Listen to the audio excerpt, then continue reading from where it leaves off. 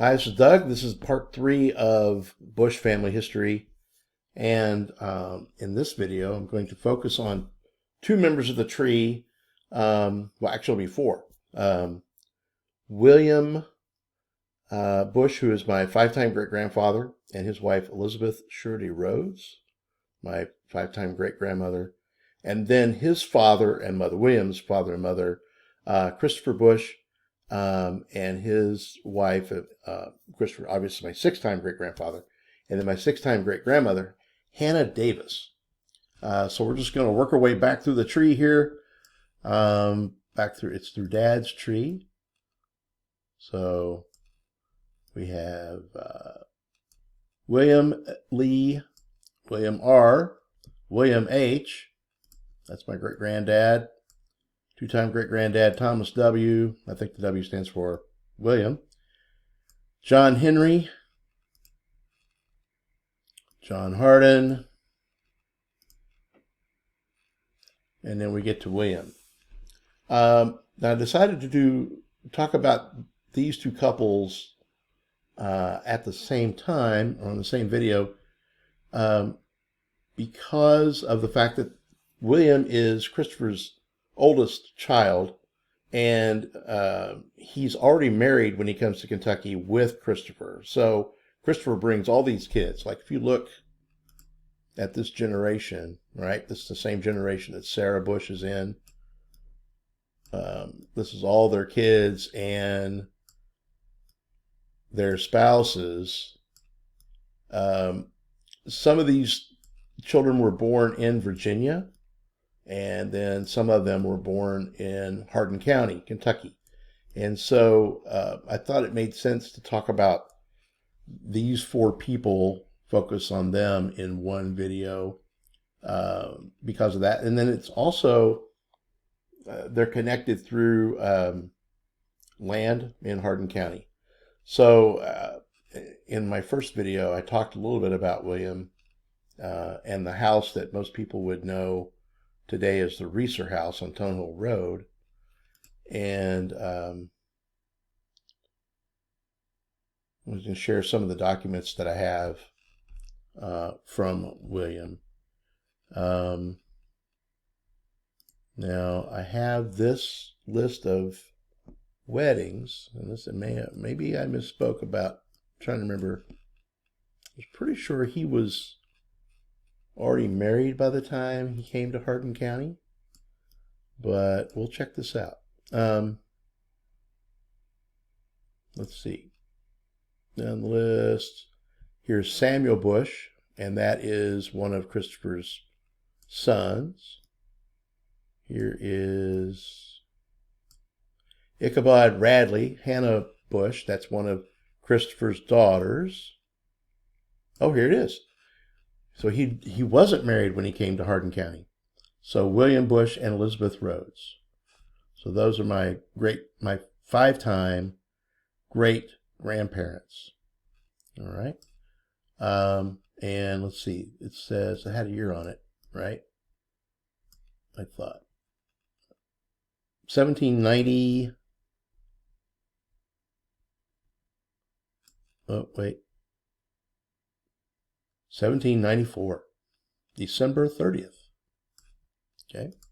And then some of the other documents I have that are pretty interesting. My mom has William's Bible, and this wasn't passed down through our family. However, a friend of hers came across it at an estate sale somewhere. And this is what's left of the cover. And then looking at the first page, it has genealogy listed in it. It also has the first page, which tells you that it's printed in 1812, published in Philadelphia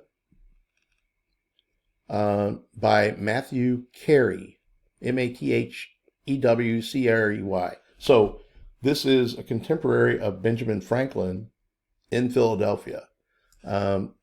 Just pretty cool. It is Old and New Testament, and also include the Apocrypha.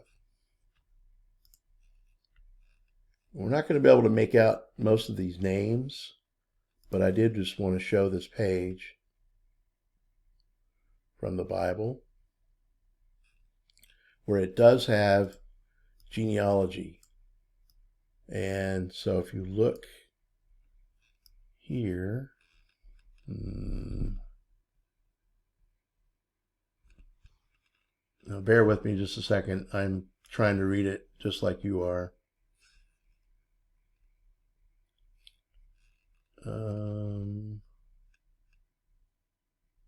Okay, here is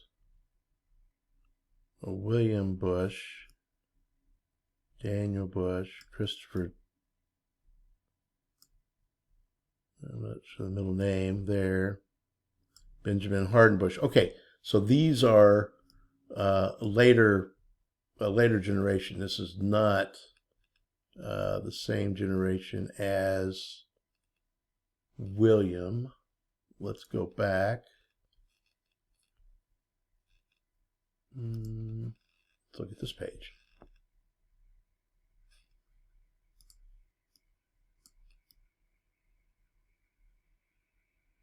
There we go.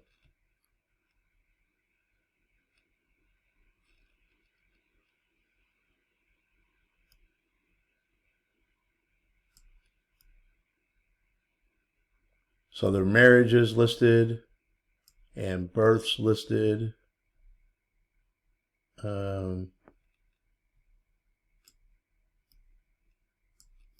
Trying to make out up here, William Bush, right here. I believe that is Grandpa William that this Bible belonged to.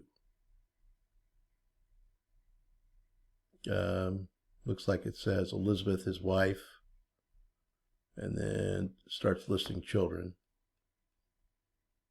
Okay. Can imagine, as old as the Bible is, and it's not in super great condition. It's obviously had some water damage and things. Okay. The house, and I've put up a picture of this before on another video. There's a picture of the house. I'm not sure when this was taken, but not that long ago. And it is on Tunnel Hill Road in Elizabethtown, and it has a certificate from the Kentucky Heritage Commission. House was built in 1817, and we know that because on the chimney, Elizabeth and William both put their initials and the year. So here's a picture of that. And these are pictures that I found other people had put up on Ancestry, the places like that. So this is not a picture that I've never been in the house. I've never even been on the property, really. There is a family cemetery that is on part of the old farm. I don't think it's part of that property anymore. And a lot of our family are buried there. But William was born in 1763 in St. Thomas Parish, Orange, Virginia. Died 1840, Elizabethtown, Hardin County. And Elizabeth, go back here. Elizabeth Shirley Rhoads. She was born in Bedford, Pennsylvania. So sometime I'll do a video, maybe just about the grandmothers. I don't remember her parents. Let's see here. Parents, Daniel Rhoads and Ava Magdalena Faust. And Daniel was born in Bedford, Pennsylvania, and died in Edgar, Illinois. So Paris, Edgar, Illinois. I have to admit, I don't have a lot of things about the Rhoads side memorized yet. Rhoads side, that sounds funny. But so I need to look at that a little closer. Why were they, uh, when did Elizabeth and William meet? Did they meet in Elizabethtown, and was her family there as well? All right, so now let's talk about Grandpa and Grandma, Christopher and Hannah. Christopher Bush was born as far as I can tell, 1730s, 1735. I find that year a lot. Died in 1813. Hannah Davis, his wife, 1745 to 1835. And let's look at Hannah first. I don't have a birthplace for Hannah. However, it seems like I have found records of her. Let's see here.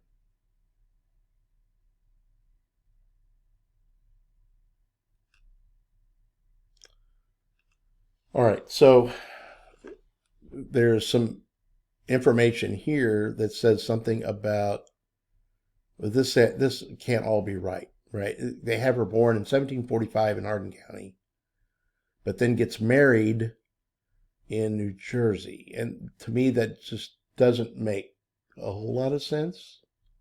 I would think that she would be married east and then move west. And I'm pretty sure that's the way it happened.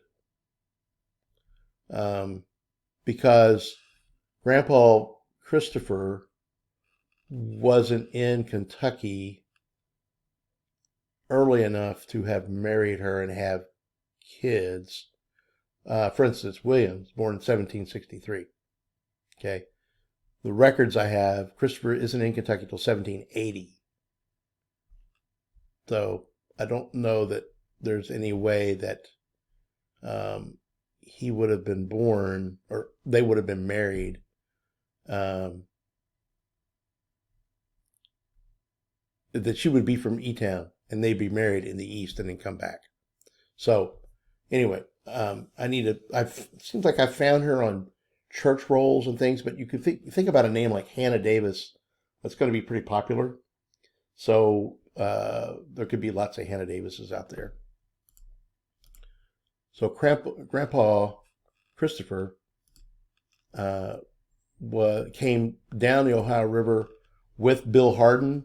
First, he settled they did some surveying and all that kind of stuff, and then Christopher went back and got his family and brought them down along with the Hardins, and they settled first in Hardinsburg, which now is in Breckinridge County, but at the time, Breckinridge County, Meade County, Hardin County, present-day Hardin County, LaRue County were all one county. And so when you read things about Hardinsburg, they talk about it being in Hardin County, but that's because it was back then, not now. And was there Hardinsburg for a time. He and Bill Hardin had a falling out. And so then Christopher moves his family to Severance Valley or to Elizabethtown. And that's where they settled. I found his name on tax lists. I found his name on land grants. Earliest was 1780 or 81 in Nelson County at that time. But then I've also seen a map of early Elizabethtown where he had a couple of lots that he owned. And I have lots and lots of documents on Christopher. And I'm going to say he must have been some kind of character because there's one account of him being in trouble for being drunk in public. There's another, there are things where he gets in fights. There are things where he serves as constable. He's arresting people. He's kind of all over early history books and documents in Hardin County. In fact, this little story talks about the first court proceedings, and it had to do with a man by the name of Hanley, John Hanley, and Christopher Bush, Samuel and Christopher Bush against John Hanley.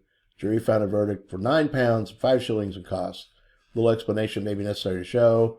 And what they talk about is he actually killed a man, not Christopher, but John Hanley did in Bardstown. And so Samuel and Christopher apprehended him. And so he was acquitted. I mean, it's the frontier. It's the Wild West. And when I was reading stories in the early history books about Christopher, run-ins with natives and things that we would kind of cringe about today, but, they weren't getting along back then. Here's an early deed with Christopher's name on it.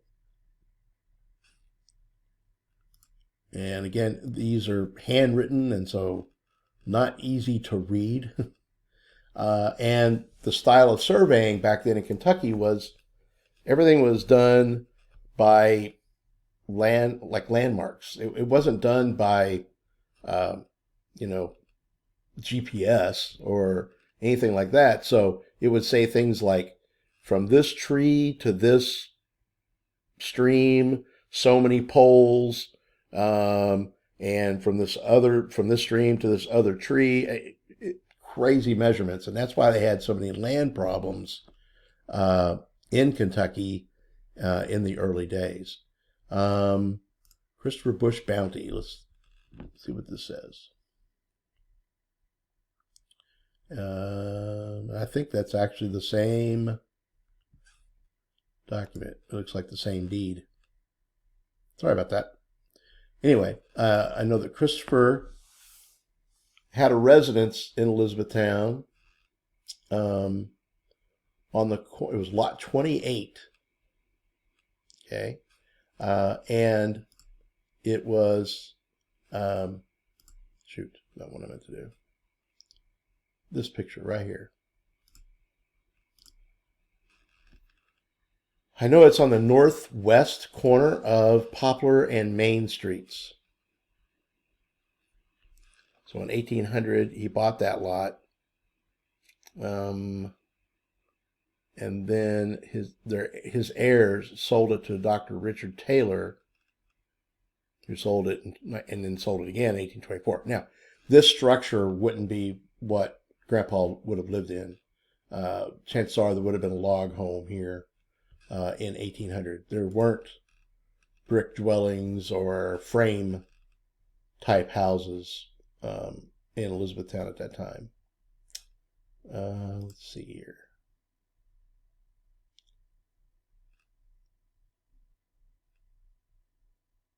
I'm going to try to find. There was something about Christopher having cards, that it was a big deal that he had playing cards.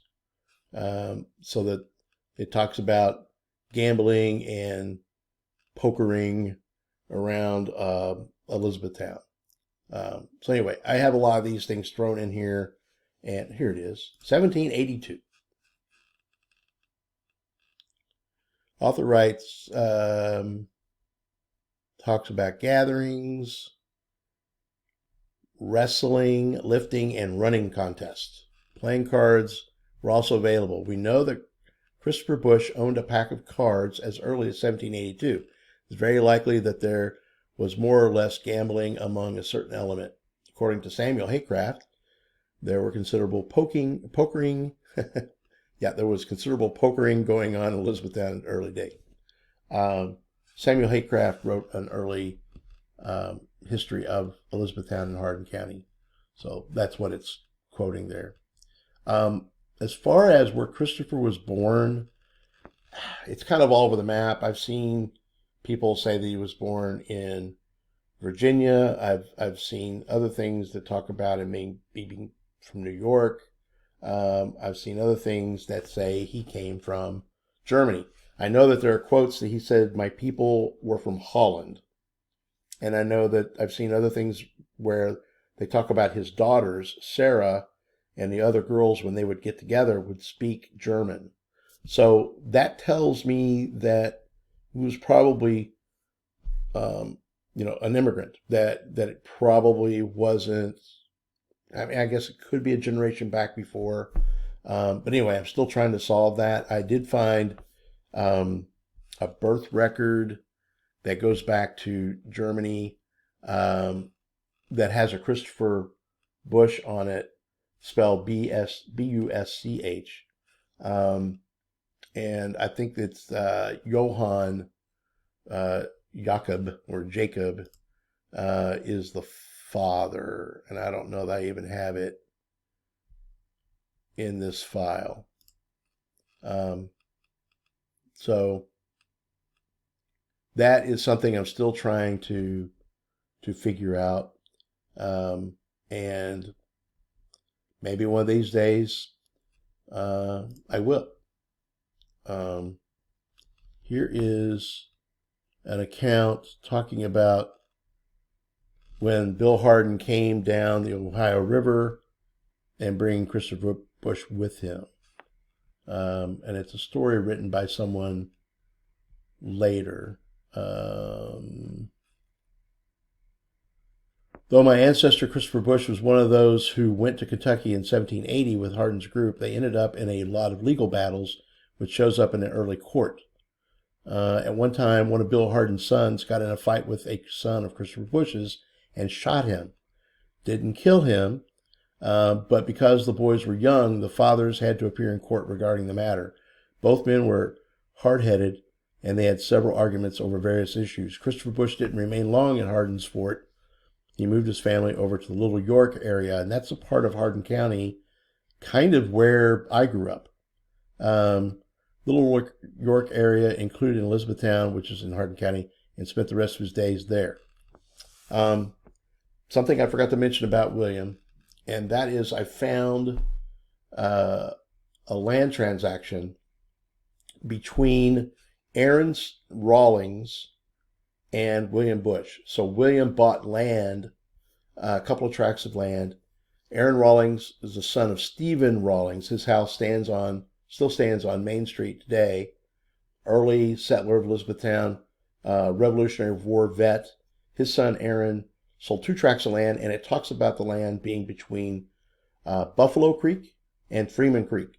And it makes me believe that it's part of that, whatever that farm was on Tunnel Hill Road. Because if you think about where Buffalo Creek is to the kind of northeast of there, and then Freeman Creek being kind of southwest. So that area, that spot on Tunnel Hill Road is between those 2 creeks.